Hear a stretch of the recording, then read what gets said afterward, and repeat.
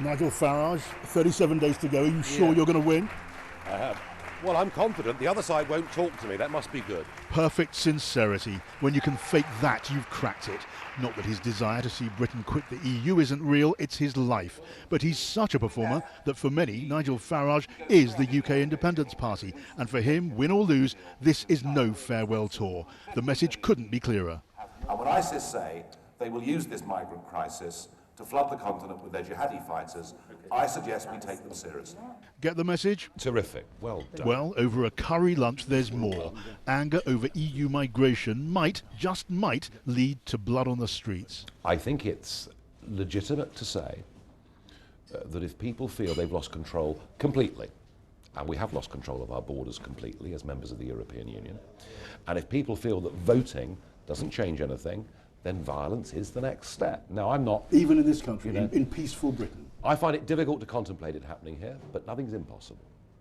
I'm meeting people... And what if Britain voted to remain? Pressure for a second referendum? The rancour between the two sides of the Conservative Party is now so great that if the Prime Minister was to pull off a narrow victory, I have a feeling a lot of them simply wouldn't be reconciled to it.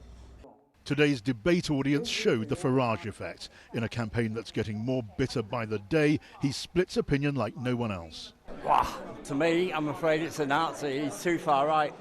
A Nazi, that's a bit strong.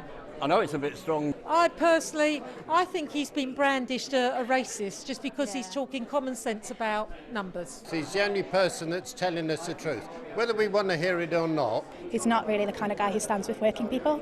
I think he does a good job of making it look like he is, though. It was arguably fear of Nigel Farage and Eurosceptic feeling that drove David Cameron to promise this referendum in the first place. He is a divisive figure. People tend to either like him or loathe him, and that's one big reason why the official Vote Leave campaign is keeping a safe distance. So, Nigel, what are you going to have? A 99, please. A 99? Yeah. For this political outsider, nothing would taste sweeter than a vote to leave. There are 37 days to go. We're in battle, we're charging, and I'll keep doing that. Yes, Nigel Farage preaches best to the converted. Hello. You all right? But so much depends on getting your supporters to turn out and vote. Who's to say he won't have the last laugh? Are we voting out? Good, good. John Pienaar, BBC News.